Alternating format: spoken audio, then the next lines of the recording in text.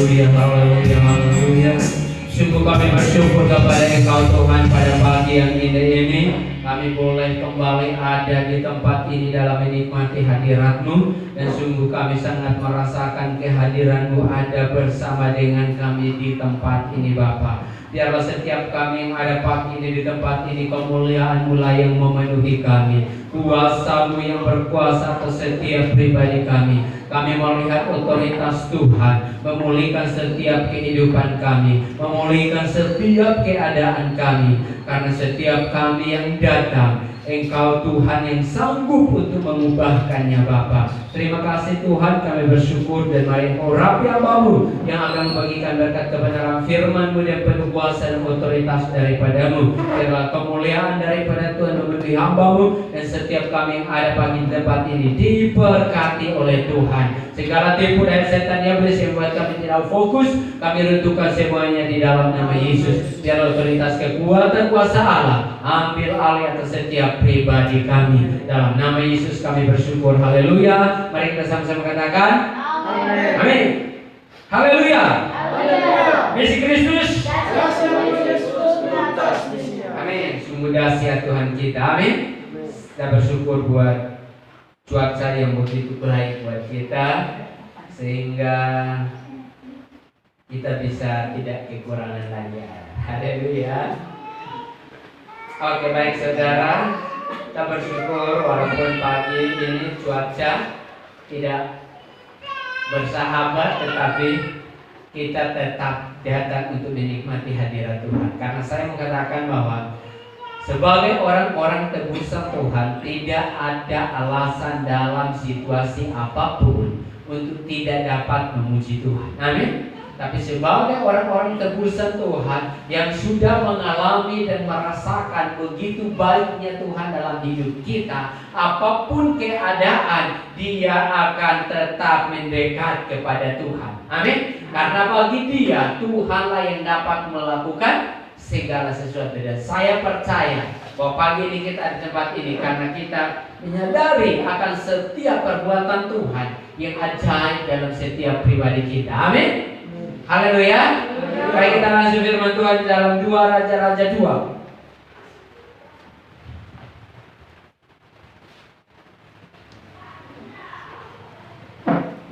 2 Raja-Raja pasal 2.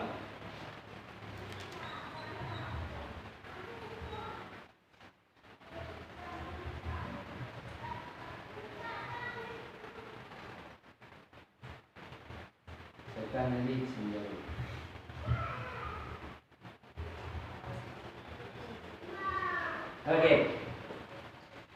2 Raja-Raja 2 ayat 1 sampai ayat yang ke-15. Kita kaum Adam ayat yang pertama, kaum Hawa ayat yang kedua, jumpa di ayat yang ke-15. Baik, kita memulai kaum Adam. Elia naik ke surga. 1, 2, 3. Menjelang saatnya Tuhan hendak menjadikan ke surga dalam angin badai. Elia dan Elisa sedang berjalan dari Gilgal. Berkatalah Elia kepada Elisa, baiklah tinggal di sini, sebab Tuhan menyuruh aku ke Betel. Tetapi Elisa menjawab, demi Tuhan yang hidup dan demi hidupmu sendiri, sesungguhnya aku tidak akan meninggalkan engkau. Lalu pergilah mereka ke Betel. Pada waktu itu keluarlah rombongan nabi yang ada di Betel mendapatkan Elisa. Lalu berkatalah mereka kepadanya, sudahkah engkau tahu bahwa pada hari ini Tuhanmu akan diambil daripadamu oleh Tuhan? Tuhan terangkat ke surga.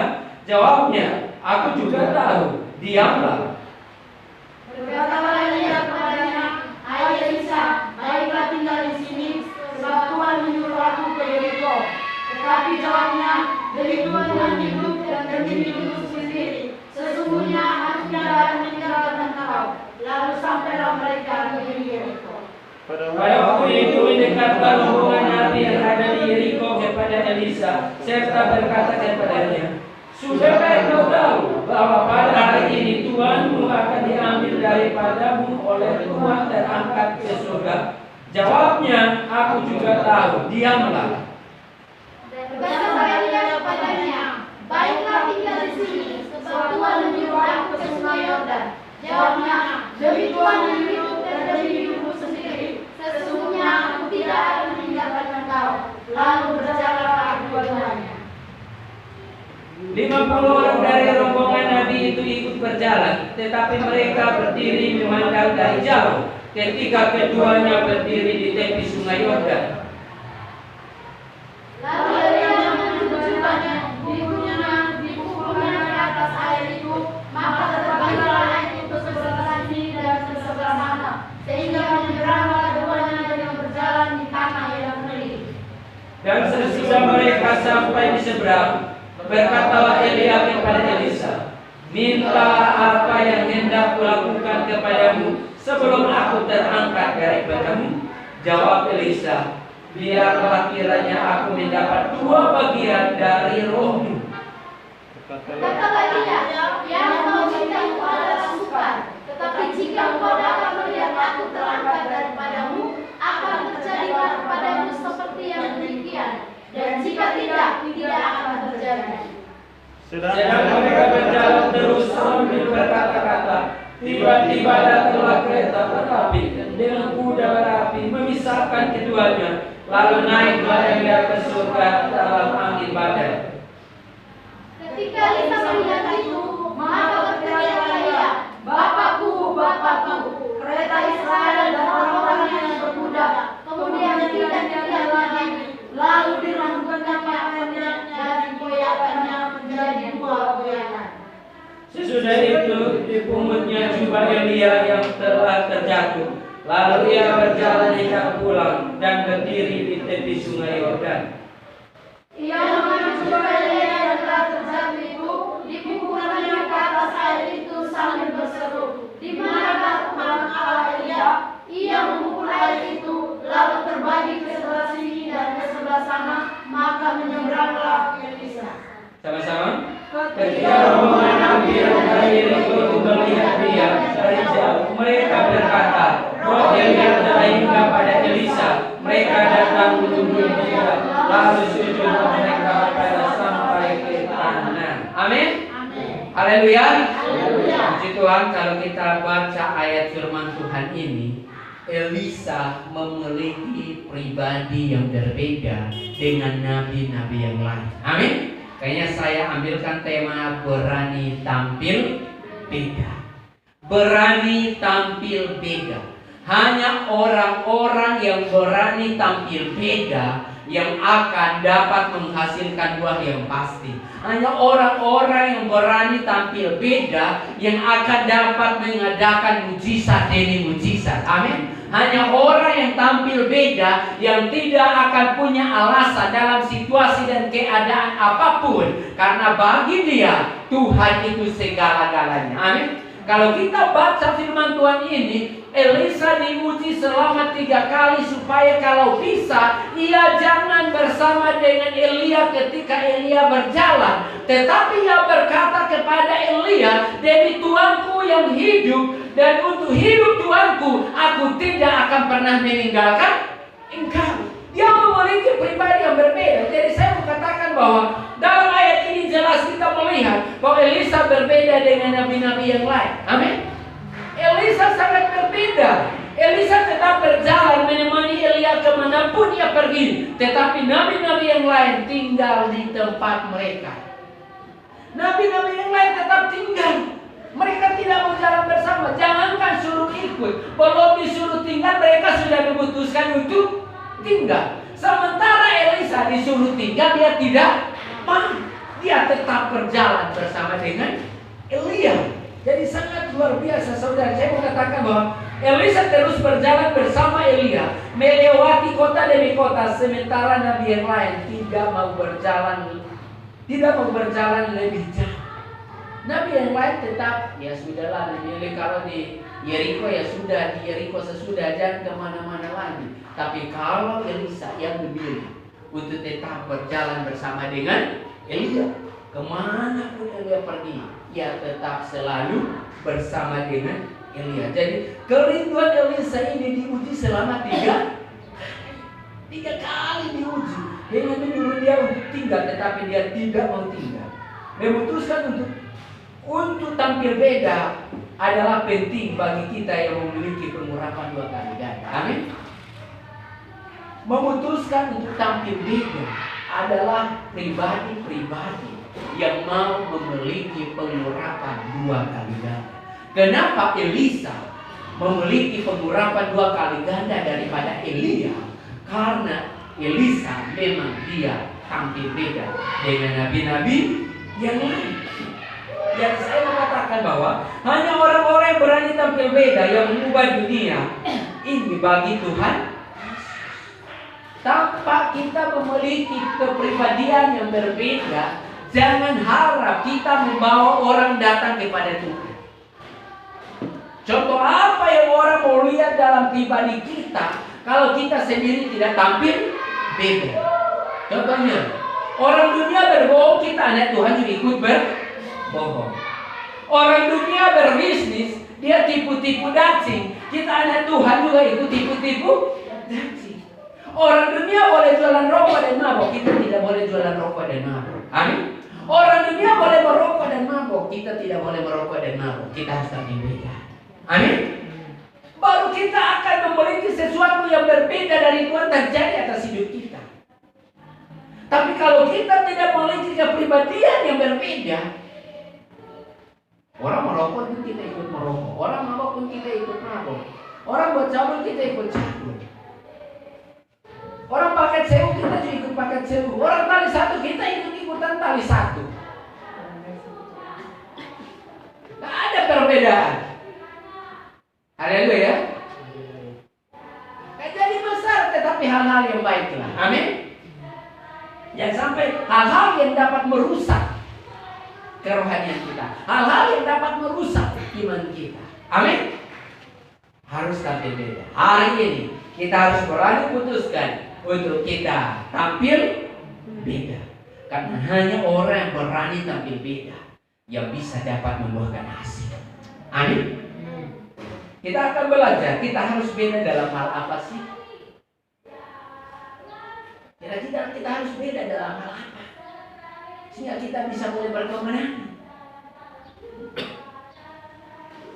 Orang-orang dunia mungkin bangun pagi langsung bekerja, tapi kita anak Tuhan bangun pagi harus berdoa dulu. Amin. Tampil beda. Orang dunia mungkin makan dia langsung makan. Anak Tuhan saat makan dia harus berdoa dulu. Amin. Belajar tampil beda. Jangan kita jalan dengan orang-orang yang tidak suka berdoa, kita pun ikut-ikutan. Dia langsung makan, kita pun langsung makan. Makan saya daripada nanti bilang bisa suci makan saya. Haleluya. Dan orang yang tidak memiliki kepribadian yang berbeda, walaupun dia setia ikut Tuhan, tidak akan terjadi pertumbuhan. Haleluya. Orang yang tidak memiliki kepribadian yang berbeda dalam dia mengikuti Tuhan, pertumbuhan tidak akan terjadi. Kenapa pertumbuhan tidak terjadi? Karena tidak ada kerinduan untuk berubah. Terjadi perubahan karena ada kerinduan untuk mau berubah. Walaupun kita nonton hamba-hamba Tuhan yang di YouTube yang khotbahnya luar biasa, tapi kalau tidak ada kesadaran untuk berubah pun tidak akan terjadi perubahan. Amin. Harus berani tampil beda. Tunjukkan perubahan dalam hidup kita. Oke, kita langsung poin yang pertama. Karena hari ini lumayan ayat banyak kita akan belajar. Poin yang pertama saya katakan bukan hanya penampilan luar saja. Bukan hanya penampilan luar saja. Jadi di sini saya katakan bahwa jika orang-orang dunia berpenampilan yang aneh-aneh dan tidak sopan, maka kita harus berpenampilan yang baik dan sopan. Amin. Orang dia caci maki, kita jangan ikut caci maki lah. Amin.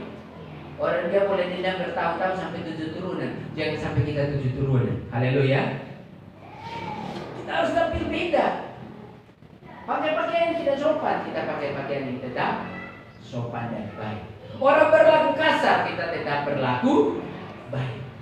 Kadang membuat kita harus marah, kita harus bersabar. Kadang saya belajar begini, bagaimana bisa bersabar ya?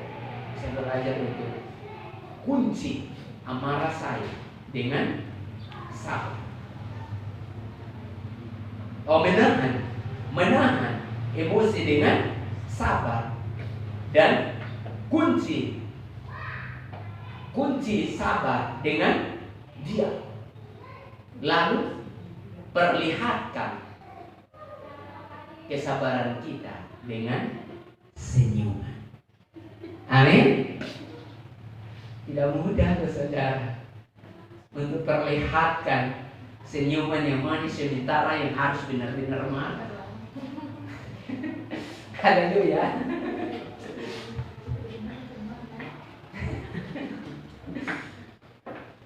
Jadi mari kita belajar untuk tampil beda bawah.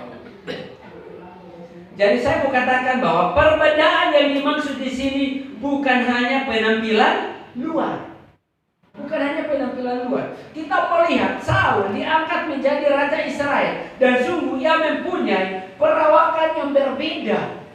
Dia karena dilihat dia punya keperawakan yang berbeda, postur tubuh yang bagus, ganteng, lalu dia dipilih menjadi raja. Tetapi apa yang jadinya? Ujung-ujungnya dia ditolak oleh Tuhan. Kenapa? Samuel memilih dia karena melihat dari postur tubuhnya, bukan karena hati. Coba kita baca 1 Samuel 10 ayat 23 sampai 24.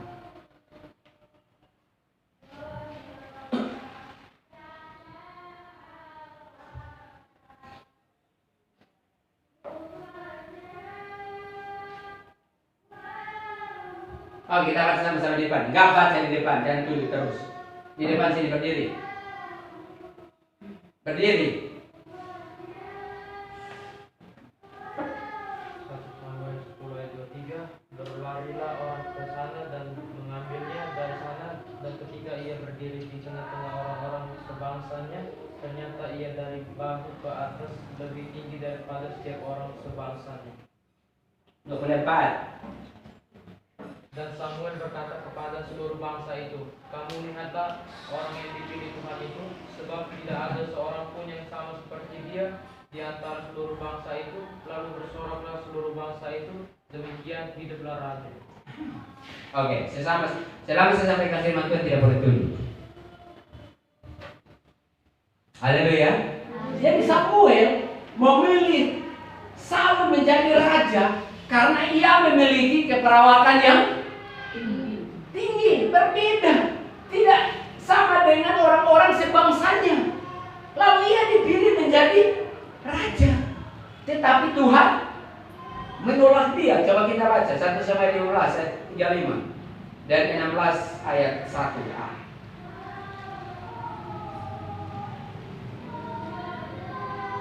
Ayo kita baca. Berdiri baca.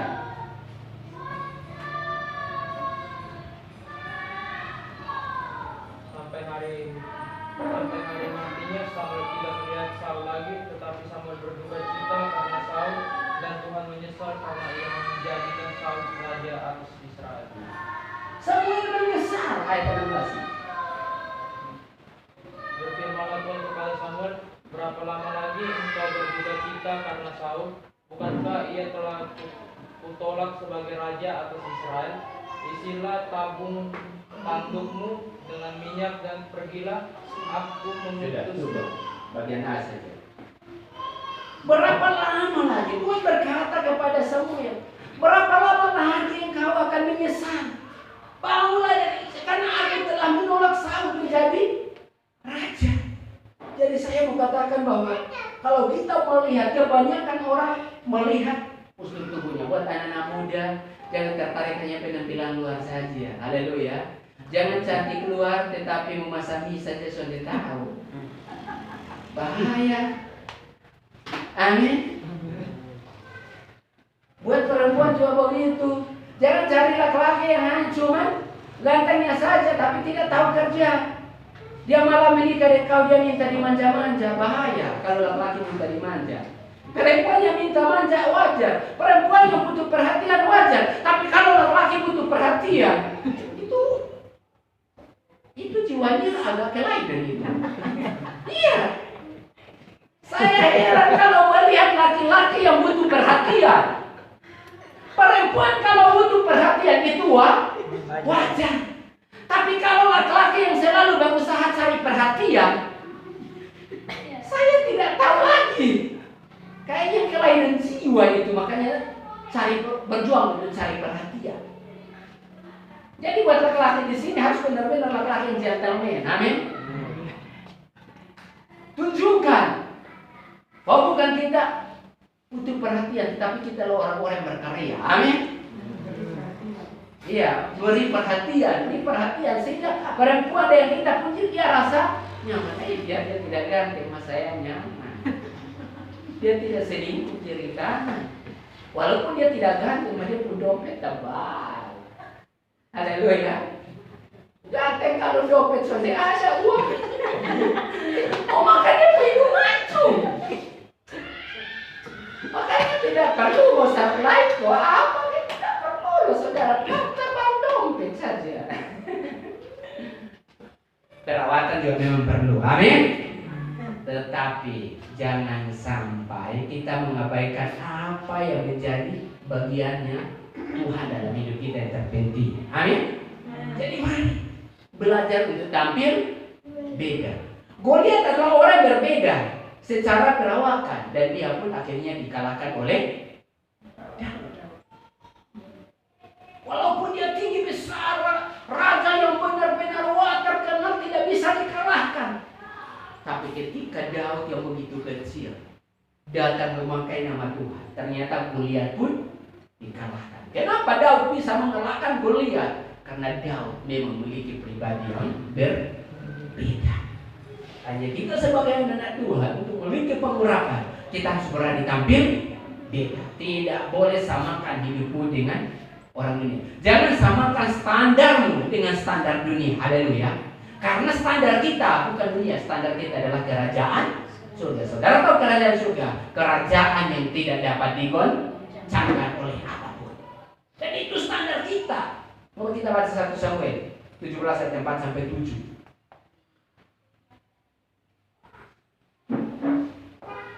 Oke, kita baca sama-sama. 1, 2, 3. Lalu tampillah keluar seorang pendekar dari tentara orang Filistin, namanya Goliat dari Gat. Tingginya 6 hasta setingkat. Ketopong tembaga ada di kepalanya, dan dia memakai baju sirah yang bersisik. Berat baju sirah ini 5.000 sikal tembaga. Dia memakai penutup kaki dari tembaga, dan di bahunya ia memanggul lembing tembaga. Gagang tombaknya seperti satu kamu penuh, dan mata tombaknya itu 600 sikal besi beratnya. Dan seorang membawa perisai berjalan di depannya. Dia pakai pakaian perlengkapan yang namanya anti peluru. Tembak tidak bisa masuk, dan dengan gagah perkasa, bahkan tentara-tentara Israel pun mereka sudah ketakutan ketika menghadapi Goliat. Karena mereka lihat dari fisiknya, keperawakannya yang begitu tinggi, pakaian senjata yang begitu lengkap, yang peluru tidak bisa menembus, yang tidak bisa dapat dikalahkan. Tetapi ternyata ia juga dikalahkan. Coba kita baca 1 sampai 17 ayat 50 sampai 51. Kita baca semua supaya kita tahu. Oke, kita baca sama-sama. Demikianlah Daud mengalahkan orang Filistin itu dengan umpan dan batu. Ia mengalahkan orang Filistin itu dengan membunuhnya tanpa pedang di tangannya. Amin. Daud berlari mendapatkan orang Filistin itu, lalu berdirilah di sebelahnya. Diambilnya pedang, diulusnya dari sesaminya, lalu menghabisi dia. Dipancingnya kepala dengan pedang itu. Ketika orang-orang Filistin itu melihat bahwa pahlawan mereka telah mati, maka larilah mereka. Amin. Goliat kalah hanya cuma dengan batu. Cuma satu batu, tidak 3 batu. 1 batu saja. Langsung Goliat jatuh. Supaya kita memiliki kehidupan yang berkemenangan dalam hidup kita, memang kita harus memiliki kepribadian yang berbeda. Standar kita adalah firman Tuhan. Amin. Amin. Standar kita adalah kebenaran. Ini yang tidak akan dapat kita dikalahkan oleh apapun. Dan situasi apapun tidak akan membuat kita untuk berhenti. Kalau standar kita adalah kebenaran firman Tuhan, tidak akan ada alasan. Orang yang berkemenangan adalah orang-orang yang tidak pernah punya alasan. Karena orang ini tinggi besar, tidak bisa.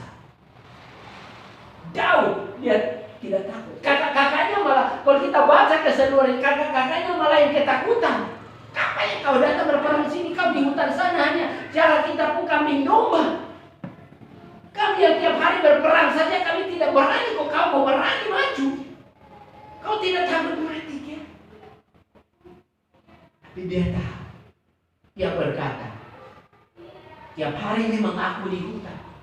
Tapi tiap kali kalau serigala mau makan domba yang kau pelihara, serigala itu pun kuhajar habis-habisan.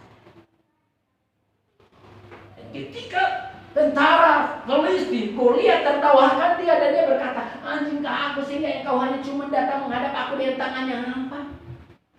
Tapi dia berkata, engkau mendatangi aku dengan tombak dan lembing, tapi aku mendatangi engkau dengan nama Tuhan Allah semesta. Maka kemenangan pun menjadi bagiannya. Jadi mari, kunci untuk kita meraih kemenangan cuma satu: belajar untuk tampil beda. Indonesia sekarang mengalami kemajuan karena saat kepemimpinan Jokowi, dia memiliki pribadi yang berbeda. Tidak samakan dirinya dengan pemimpin-pemimpin sebelumnya. Tidak takut dengan apa tentara kerjasama dengan bangsa-bangsa lain yang dapat menawarkan dengan menakutkan hal-hal yang tidak. Dia tidak peduli. Dia tetap berpegang teguh kepada undang-undang. Untuk kita berkemenangan, jangan samakan pribadimu dengan hamba Tuhan yang lain, anak-anak Tuhan yang lain. Tahu apa yang Tuhan taruh padamu dan lakukan itu dengan sungguh-sungguh. Hidup dengan kepribadianmu, Tuhan akan melakukan bagiannya atas hidupmu. Amin. Belajar tampil beda. Itu yang akan membawa kita untuk meraih yang namanya kemenangan. Tapi jangan menjadi orang yang ikut-ikutan. Amin. Iya kan? Orang piara rambut, kita pun ikut piara rambut. Orang cat rambut, kita pun ikut cat. Tidak masalah kalau uang banyak. Tapi kalau mau pilih sayur saja susah dengan cat rambut lah. Pilih dulu sayur peperlukin yang supaya kerja kuat. Amin. Iya. Belajar tampil beda. Itu penting. Mulai dari nol itu jauh lebih penting. Amin. Orang lain saat ini mungkin sesuatu kau jalan kaki saja, tidak perlu malu. Yang penting engkau berusaha jalan kaki karena sudah engkau mempersiapkan segala sesuatu. Sehingga orang yang bersamamu, dia berkata, ternyata dulu kau jalan kaki karena untuk kita dua nikmati bersama. Wah. Haleluya. Coba, laki-laki itu hebat saudara. Dia berjuang untuk orang yang bersama dengan dia. Jangan sampai dipisah. Tapi kalau laki-laki yang berusaha untuk dirinya sendiri, hati-hati. Jadi mari berusaha tampil beda. Jadi saya mau katakan bahwa jadi kita bukan hanya dituntut untuk berbeda secara penampilan luar saja, tetapi ada yang lebih daripada itu. Kita harus berbeda dalam roh kita dan kualitas kita. Amin. Berbeda dalam roh dan kualitas itu penting. Jangan hanya berusaha untuk berbeda secara penampilan. Penting juga, tetapi pastikan kita juga harus berbeda secara roh dan kualitas kita. Amin. Orang ngomong berbohong, kita tidak boleh berbohong. Ada orang saudara yang walaupun dia buat kesalahan dan tahu, tanyakan, dia tidak akan pernah jujur. Walaupun dia tahu bahwa itu kesalahan, tapi dia tidak akan pernah mengaku. Ada orang yang ketika berbuat kesalahan, jangan ditanya, sebelum tanya dia sudah datang dan terbuka. Ada orang ditanya baru terbuka. Ada orang walaupun ditanya, dia tidak akan terbuka. Nah ini, kalau ketiga tipe ini mana yang maju? Sebelum ditanya ya sudah terbuka. Nah ini orang yang memiliki pribadi yang berbeda yang mau maju. Dan orang yang ditanya juga mau terbuka juga ada harapan untuk dia maju. Terbuka berarti ada untuk dia maju. Tetapi kalau sudah tahu salah dan tanyakan pun kita tahu bahwa dia yang berbuat tapi dia mati-matian dia tidak mau. Inilah orang yang tidak punya tipe untuk maju. Walaupun sudah salah.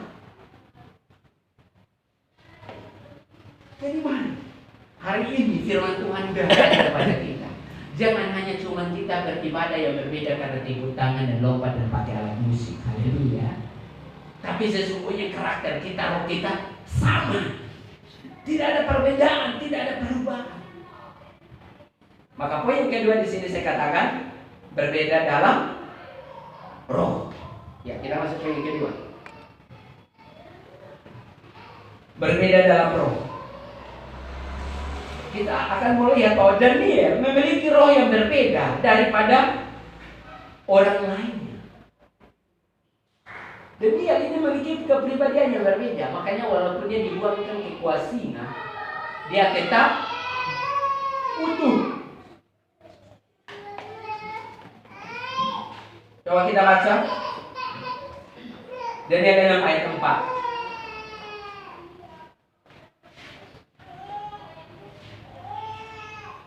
Daniel 6 ayat 4. Baik, kita baca sama-sama. 1, 2, 3. Maka dengan ini melebihi para pejabat tinggi dan para wakil raja itu, karena dia mempunyai roh yang luar biasa, dan raja bermaksud untuk menempatkannya atas seluruh kerajaannya. Coba, dia memiliki roh yang berbeda sampai ia melebihi juga. Di sini berkata, para wakil raja pun ia melebihi mereka. Ia memiliki roh yang luar biasa. Jadi saya mau katakan, itu sebabnya ia mendapatkan kualifikasi sebagai pemimpin.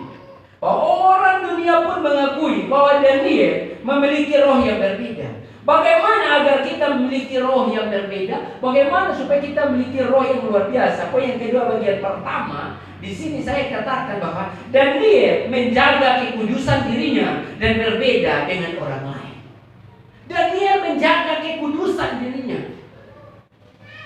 Ia benar-benar menjaga diri. Coba kita baca Daniel 1 ayat yang ke-8. Kita baca sama-sama di depan. 1, 2, 3. Daniel berketetapan untuk tidak menajiskan dirinya dengan santapan raja dan dengan anggur yang biasa diminum raja. Dimintalah kepada pemimpin pegawai istana itu supaya dia tidak usah menajiskan dirinya. Kenapa dia tidak menajiskan diri?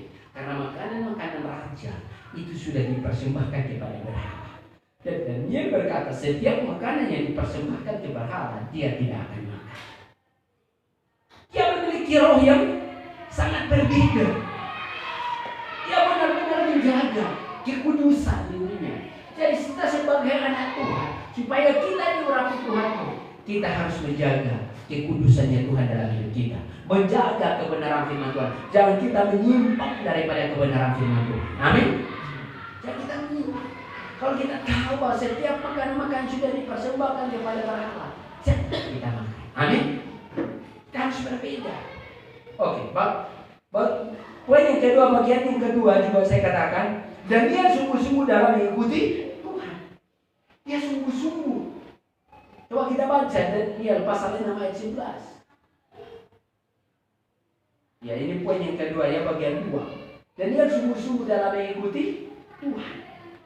Kita baca sama-sama. 1, 2, 3. Dan didengar Daniel bahwa surat perintah itu telah dibuat. Pergilah ia keluarnya dalam kamar atasnya. Ada kitab-kitab yang terbuka ke arah Yerusalem. 3 kali sehari ia berlutut berdoa. Berdoa serta memuji Allah seperti yang biasanya dilakukan. Ketika ada perintah dari raja, setiap makanan yang disajikan kepada berhala tidak dimakan, maka akan dilemparkan kepada buah singa. Dan ketika Daniel mendengar perintah itu, apa yang dia lakukan? Ia selalu berdoa. Bahkan firman Tuhan di sini berkata, 3 kali sehari ia berlutut dan berdoa memuji Allah seperti yang biasa ia lakukan. Jadi Daniel memiliki roh yang berbeda. Walaupun dia sibuk, tetapi dalam keintiman dia dengan Tuhan itu tidak dapat membuat dia tidak dapat bersekutu dengan Tuhan. Haleluya. Keintiman dengan Tuhan yang akan membuat kita memiliki roh yang berbeda. Saat kita melayani pun orang akan merasa berbeda. Kenapa? Karena keintiman dengan Tuhan. Keintiman dengan Tuhan itu membuat kita berbeda. Maka kita untuk memiliki pengurapan paling tidak 3 kali sehari kita harus berdoa. Nah, kalau saudara sibuk pagi dan paling tidak malam pun harus punya keintiman dengan Tuhan secara pribadi selain dalam doa bersama keluarga. Haleluya. Doa bersama dalam rumah tangga itu perlu, tetapi juga harus ada kepribadian sendiri yang intim dengan Tuhan. Nah, kita belajar dari ini. Dia benar-benar sungguh-sungguh. Dia tidak main-main mengikuti Tuhan. Dia sungguh-sungguh ikut Tuhan. Dia melayani sungguh-sungguh, memuji Tuhan yang sungguh-sungguh, intim dengan Tuhan sungguh-sungguh. Dia tidak main. Dia tidak ikut Tuhan karena isi waktu. Karena waktu kosong, ya dia melayani. Kalau waktu sibuk, ya sudahlah. Tuhan tahu. Dan dia tidak punya tipe seperti itu. Dia benar-benar memiliki pribadi yang berbeda. Jadi mari kita belajar dari pribadi Daniel yang memiliki roh yang sangat luar biasa. Setiap makanan yang disajikan dan dipersembahkan kepada berhala dia tidak bersedia. Bahkan 1 hari dalam 3 kali dalam sehari dia berdoa kepada Tuhan. Dia tetap berseru. Nah, inilah yang walaupun kita raja begitu kejam, bahwa dilemparkan ke gua singa, tetapi apa yang terjadi? Dia tetap aman saja di gua singa. Sementara orang lain dilemparkan. Belum sampai tengah gua saja singa sudah sambut. Tetapi Daniel malah bermain-main dengan singa di dasar. Karena dia memiliki roh yang berbeda. Dan ini kita harus miliki sebagai anak-anak Tuhan. Kita harus memiliki ini di dalam pribadi kita. Oke, poin yang ketiga. Poin yang ketiga, berbeda jiwa. Ya. Jadi poin yang kedua berbeda roh. Poin yang ketiga kita harus berbeda jiwa. Coba kita baca Bilangan 14 ayat 4. Bilangan 14 ayat 24. Oke, kita baca sama-sama di depan. 1, 2, 3. Tetapi hamba Kaleb karena lain jiwa yang ada padanya, dan ia mengikuti aku dengan sepenuhnya, akan kubawa masuk ke negeri yang telah dimasukinya itu, dan keturunannya akan memilikinya. Firman Tuhan jelas bahwa tetapi hamba Kaleb karena lain jiwanya yang ada padanya, dan ia mengikuti aku dengan sepenuhnya. Sungguh-sungguh bahwa orang-orang yang sungguh-sungguh itu dia akan memiliki pribadi yang berbeda. Dan di sini berkata, akan kubawa masuk ke negeri yang telah dimasukinya itu, dan keturunannya akan memilikinya. Artinya ketika kita sungguh-sungguh ikut Tuhan, berpegang teguh kepada ketetapannya, setiap janji Tuhan pasti akan tergenapi dalam hidup kita. Amin. Setiap janji Tuhan pasti akan jadi bagi kita. Dan bukan hanya kita saja, keturunan kita pun akan dapat mewarisi. Kalau kita sungguh-sungguh. Jadi saya mau katakan begini, jangan kita ikut Tuhan kita sungguh-sungguh kalau pas moodnya bagus. Haleluya. Jadi ikut Tuhan itu kalau moodnya bagus, oh luar biasa. Tapi kalau moodnya kurang bagus, jangan coba-coba. Nah, ini berarti kita belum memiliki kepribadian yang berbeda. Ketika ada persoalan, tidak mau. Kalau aman-aman, baru mau. Nah, mari kita harus memiliki jiwa yang berbeda. Jadi saya mau katakan bahwa Kaleb mempunyai jiwa yang berbeda daripada seluruh bangsa Israel, dan Tuhan sendiri mengakuinya. Tuhan sendiri mengakui pribadi Kaleb. bahwa dia benar-benar memiliki jiwa yang berbeda, yang sungguh-sungguh sama Tuhan, yang tidak main-main. Hari ini firman Tuhan datang kepada kita supaya kita lebih sungguh-sungguh.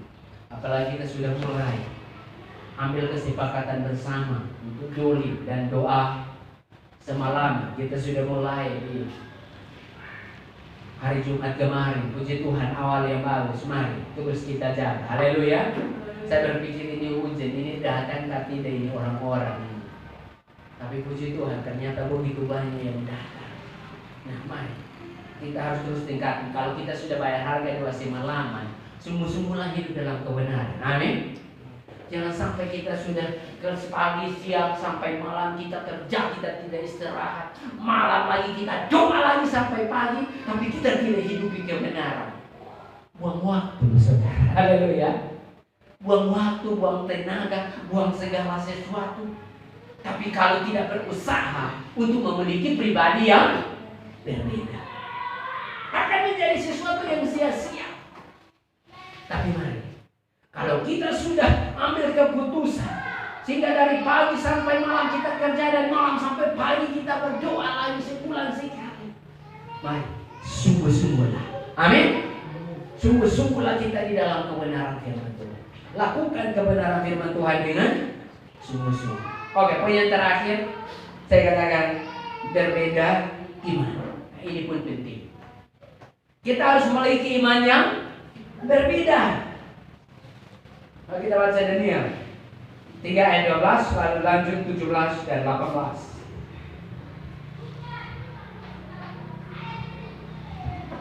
Kita baca sama-sama. 1, 2, 3.